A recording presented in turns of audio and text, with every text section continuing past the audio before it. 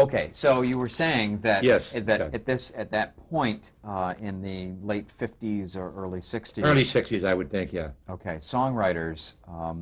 Oh, you were telling a story about the composers Yeah, the taking over the... composers took over the music writing, and they didn't do a good job on songs, except Mancini did. Mancini, Michel Legrand. They wrote good songs. They had a feeling for it. But most of the composers were basically coming from a classical. That's and right, yeah, orchestral- sure, a different kind of, different world, sure. Okay, all right. And that's how we started writing lyrics for other composers.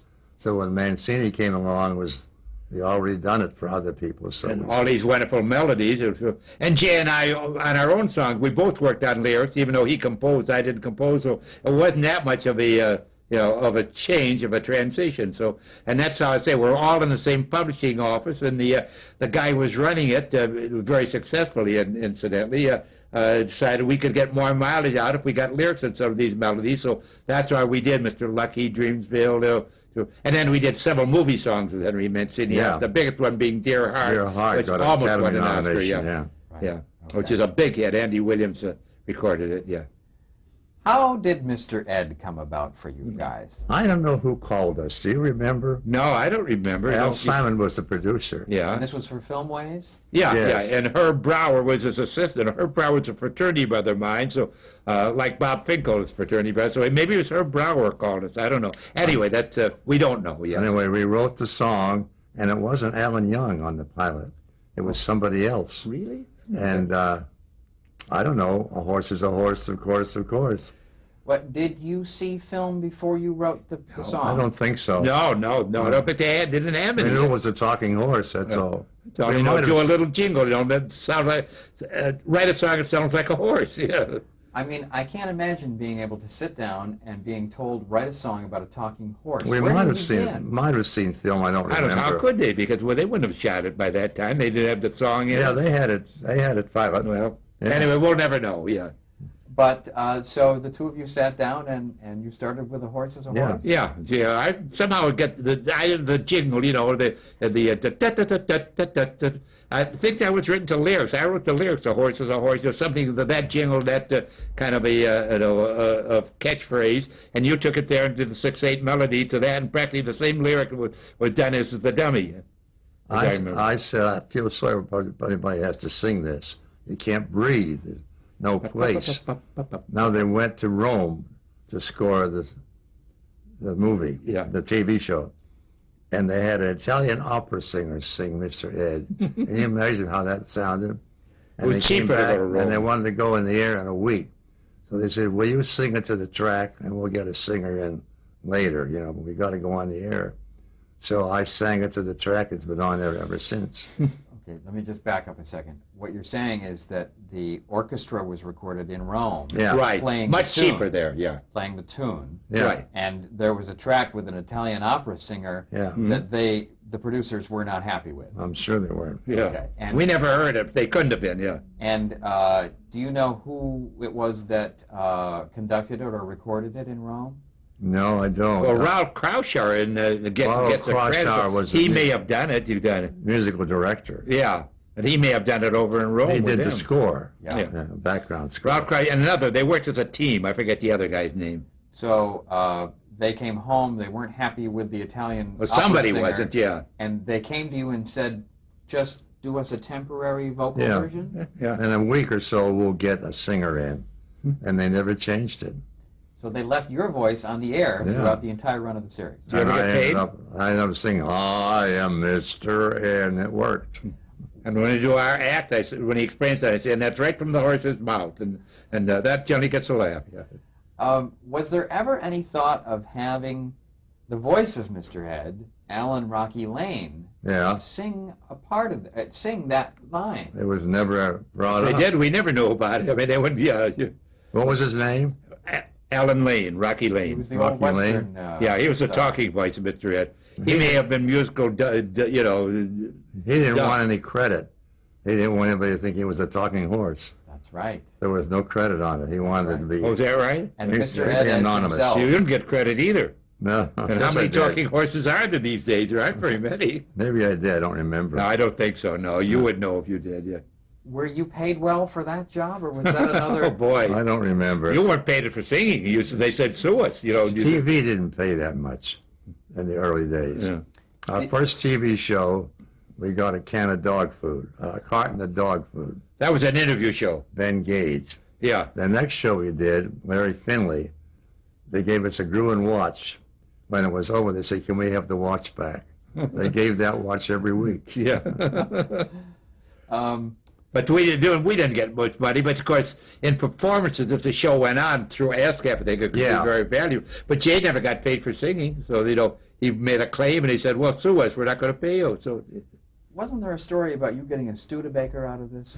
I bought a Studebaker. Yeah, should I still have it? Do you? Oh, actually, it's my pride and joy. It cost me a fortune to keep it up, but the first three Raymond Loewy designed Grand Turismo Studebakers in L.A. Studebaker was the sponsor of the Mr. Show. Went to Al Simon, Alan Young, and myself, and I still have mine, and I keep it, get it repainted every few years. People stop me and say, "Gee, what is that car?" A guy wanted to trade his Rolls Royce for it, but he was joking. He wasn't serious. But they're beautiful. Today every car looks alike, but this Studebaker is so distinctive. Unfortunately, it's in the garage now because it's not outside because I'm having choke problem. But I think it's all right. I'm going to pick it up tomorrow. Wow, great. I'm sure we'd love to see that car. Yeah. Two shows in the 60s have Livingston and Evans songs drawn from movies. Yes. They did a TV show with Tammy in 1965, Right, yeah. which Debbie Watson was in. And then, of course, the Doris Day show in Right. 1968 has Que Sera Sera. Yeah, that was our theme. Yes, and my question was, were you guys involved in any way, shape, or form in making those songs for the television version? No. Yes, We were. Oh, Her sorry. Go ahead. husband, Go ahead. Marty Melcher, yeah. Melcher, We're speaking about Doris Day. he Right. had a song he published as her theme. And I told him, he published Que Sera Sera. I said, "Do you know how much money you're going to make if you use Que Sera Sera? Because you only got a tenth of a performance unless the song had importance other places." Had got enough performances away from the show, so they couldn't hog the money if you just wrote a new song. This is about how ASCAP pays. That's how that's different now, but that's how they paid then. Unless the thing was a recognized work, you only got a fraction, A tenth. whatever. Yeah. So we told Marty, "You're losing a lot of money," so he put it as a theme song. Yeah. Tammy, I don't know. I don't think they had any problem about that. The picture was so successful and the song that why break up a winning team? So they just went along with the. And that show didn't last too long. Did I remember? One season. Was that all it was? Yeah. Yeah. I'll be damned. Although the Doris Day show went on for a few Oh, that went on for 3-4 years. Yeah, yeah. And that's our biggest hit, as far as I know. Oh, no question of it, sure. Yeah, we're lucky. Debbie Reynolds' biggest hit, Dottie Shore's biggest hit, Nat Cole's biggest hit. We don't have many, but the ones we have made a lot of noise. How did you guys get involved with To Roam with Love in '69? Oh, well, go ahead. I don't remember. Yeah, I do. Yeah. Well, one of my dearest friends was Ed Hartman, who was a producer, writer under the Feddersen banner, and Don Feddersen. yeah, Don Feddersen, yeah. And in fact, Ed Hartman, when we came out here with Olson and Johnson, many 3 hours ago on our show, and et cetera, he was a producer and writer of the two movies they did, The Ghost Catchers and See My Lawyer.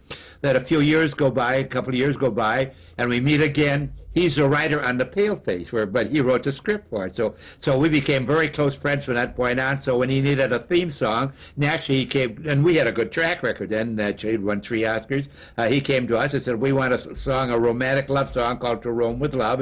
And we wrote, I think it's a very pretty song, but the show only had one season. And, we only have one season, then you can't sell it for syndication. So the song didn't get a chance to grow and put on wings and fly away. So that was a story through Ed Hartman and Don Feddersen, because we'd got to know Don Feddersen through Ed Hartman, yes.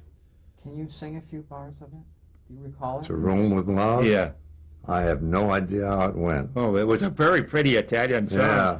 You want me to go ask you if I can find the music? Oh, I can't. that's go Never there. mind. Yeah, That's okay. I have no idea how it went. Well, I think it's a shame because I do think that it was a lovely song. Oh, you know it? It was pretty. I have Did you I have know a it? memory of it. And didn't Frank Duvall, did he do the arrangement? Yeah, on that? yeah. He did the music score on the show. He did all of Don Feddersen's show. Also, he did the arrangement on Que Sera. So I didn't that was know Frank, that. Frank Duvall who did that. Did so he? we've had quite a history with Frank Didn't Duvall. Nelson Riddle do the score for that? For what? to Rome with one? No, Frank DeVol. Frank DeVol? Yeah, yeah. He did He a did lot. everything for Don Featherston. They were a team, yeah. Everything. My Three Sons, Family Affair, they were all Frank DeVol scores. Over the many years that you worked with Bob Hope, would he call you on a regular basis to do special material for his television shows Television show and his act. and his act? They wanted stuff for It his wasn't regular, but when he needed something, he'd call us and say, "This is what I want," and hopefully we could do it. He'd call at 1 o'clock in the morning, always. Yeah, it was what time you told about the funny song, the last one we did about I'm available. yeah, tell him that story. That's a funny He story. called one day. He said, I want my own theme. He was doing some kind of a standard. And he said, call me with some titles. So I called his home, or you did, I don't know which. No, you did. Yeah, I did. And they gave us a number of a motel. He was staying in Missoula, Montana. He traveled all over the place. And I called. He picked up the phone. Man, he was not that much of a celebrity to himself. And I gave him the title, and we came to I'm Available. And we both said, that's it, because he was available. Yeah, he'd do anything. That was the lyric of the song. And about when was this? Do you recall? I don't know. Oh, God, this has got 60s? it in the 80s, maybe. 70s, Maybe. The 80s, I'm sure. It Yeah. was near the end. Yeah, why don't you sing a little bit of I'm Available, tell them how it went. Yeah. If you're handing out degrees in heaven, extra cap and gown, I'm available. If you're having a bar mitzvah and the rabbi's out of town, I'm available. And that's right. He'll go anywhere for a thing or whatever, sure. Oh, that's wonderful. And he used it for years until he quit yes. working, really. And he can't work anymore, unfortunately. But, And well, you've done a lot of research. no, Oh, somebody had, Mr. yeah, yeah. Mr. Rosen's staff has done a lot Okay, of well, research. whoever. I mean, my congratulations, yeah. But I'm also curious, would you write material for Bob and say once a year, twice a year, once every 3 or 4 Well, I'd years? say about twice a year. It was Could pretty- be, yeah, sure. Very often. Between the TV show and the personal appearances or whatever. So it'd be, not for 50 years or 20 years, but we did enough stuff that we became part of the Hope family. In fact, we even did something once for one of his Christmas tours when he went overseas. And I was scared to death of that, but I'm told it worked out very well. And I can't remember what we wrote, but it worked out, I am told. So that was a big thrill, yeah. Okay, just a couple of quick sort of general overview Sure, questions. John. Having had a couple of the biggest theme songs in the history of television, things Right. like Bonanza and Mr. You're Ed, right, sure. what role does a theme song play in a television show? I think it's very important because Yeah. it catches people's ears. Sure. And it becomes familiar. I don't know if it helps the show or not. Oh, it has to. Yeah, I think it familiar. does. It has to. Sure, it's like putting on a good suit. If you don't wear a good suit, you don't look nice. And people relate to music. Music is the greatest communicator. I've done a lot of travel in third world countries, and I've heard our songs in China. I've heard them in Burma, which is a close society, Afghanistan. You can't believe the places that they know. Livingston and Evans songs, every political genre, the walls, cultures, etc. So music really communicates, and if it's a hit TV theme song, it's got to help the show. I was in Shanghai. I passed a department store. Bonanza was coming out on the This is the speaker. music, yeah. Yeah. How important is a catchy hook musically to a, Is what? to a hook of some kind? Is it Yeah. important? I don't know. We just write without thinking it out. We write what we feel. Yeah. And we don't even try to write anything special. We just write a song called Bonanza the best way we can. And try to get some kind of a flavor that might relate to what we think or know the show is about. And Mr. Ed. And it's up to you, your creative abilities to try to do something successful. And if you do, life can be very nice and very satisfying. Are you ever surprised at how popular your tunes have become over 50, Yeah. 60 years? I can't believe it, What? how popular our songs have become Oh, over the yeah. last years. I can't believe it. The accolades that we have gotten, and a big story about, say, the theater in my little hometown is named after me. A prestigious university 2 years ago made me the Man of the Year. A magazine called Buffalo, which is like Los Angeles here. This issue about Hollywood, people from Buffalo made Hollywood have a big story about myself. And Jay's had the same kind of accolades, and together we've had these kind of accolades. So, and that's because of the popularity of the song. So I'll tell you one of the reasons. I'm lucky. The head of the music department at Paramount said, I don't know anything about lyrics, but he played the violin years before, and the music had to be real strong, or I couldn't get past them. So our songs have strong music. Yeah, As you can absolutely. play without the lyric. Hmm. And he's the reason for it. But you still had to write it. You had to write stuff good get But by I had it. to write a good melody. Sure, that's right. But you still had to be able to do it, or Yeah. that'd all be academic. Yeah. How many songs have you guys written in your partnership? Oh, God. At least Hundreds and hundreds, and we've had about 25 that have really been big, and 10 that have been really, really big giants. But they're in the hundreds. They've got to be. See, And, we kept writing every day for a long time until rock music came in, and the record companies didn't want anything but rock. yeah, So we or just rap, or yeah. We just stopped writing because there was no place to sell it. And also, well, there was no economic pressure because the Silver Bells and the Mona Lisas were great, but it wasn't any fun. The fun had gone, and we did 2 Broadway shows, which were very, very exciting. Unfortunately, neither one of them came down as hits, but they were great experiences. And one was a wonderful show based on the old movie, The Captain's Paradise, called "Oh Captain," directed by Jose Ferrer, and Tony Randall and Abby Lane were the stars of it. So that was a wonderful experience. And so we've had all kinds of hats: Broadway, Hollywood, and TV. Okay, that's fabulous. One last question, I think, and that is, Oh, don't stop! I'm through enjoying the it. years, I mean, you've formed, I'm sure, very close relationships with many of the artists you work Yes. with. Yeah. Are there 2 or 3 who are just gems as human beings that you really have loved to write for and work with? Well, Bob Hope, most of all. Sure, that's right. But everybody we ever wrote for was really nice. That's except, right. Except for Hedy Lamarr. Oh, Rosemary Clooney we left her out. She was a wonderful person. Yeah, to work really with, great lady. And we still a good friend of Rosemary Clooney's. Yes. But And Hedy Lamarr had in her contract, if there was a song, she had to sing it. a Bob Hope movie. Bob Hope movie.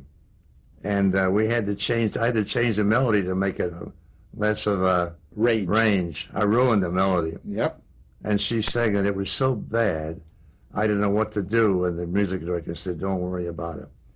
They took her voice out and put a good singer on. They went to the preview and Hedy Lamarr said, I sound pretty good, don't I? And she She was. said, you won't ever give us any trouble Yeah. that I can think of. Was that My Favorite Brunette? What was the name of the movie? I can't don't remember. remember. Yet. Betty Hutton, who was very hard to work. She was very nice to us. And we Yeah. never had any problems with her. Bob Hope was with Dinah Shore, Rosemary Clooney, Debbie Reynolds. And we're lucky in that sense that we haven't had to face any, artistic temperament in our career. And so I can't say anything bad about anybody we have worked for. Even Bing Crosby did a movie with him, and he couldn't have been nicer to us. Okay, let's pause right there. Okay. Now can we do the show, or have we Okay. had a rehearsal? We're so grateful, you guys. Oh. Ray Evans, Jay Livingston, thank you very much. Okay. Okay, it's our pleasure, and let's do it again. All right.